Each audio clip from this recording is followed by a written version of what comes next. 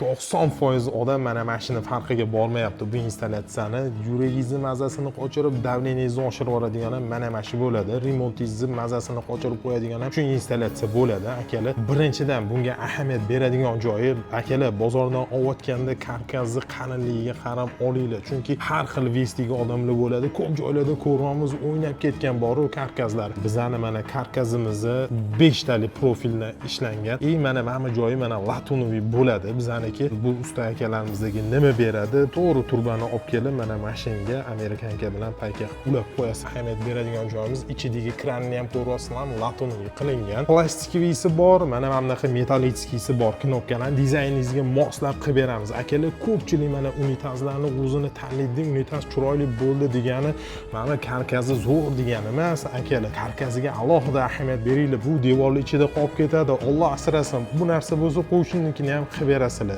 Mana yana mana asosiysi mana narsasiga ham ahamiyat berasizlar. Bu narsani ham mana qalinini olinglar, akalar. Sifatli narsa har doim o'zini brendini, o'zini avtoritetini doim ushlab turgan. Sizga biza kafolat, ishonch va komfort sotamiz. Video yoqqan bo'lsa, yaqinlarga tashlab qo'yamiz, like bosib qo'yamiz. Alloh salomat qilsin, sog' bo'ling.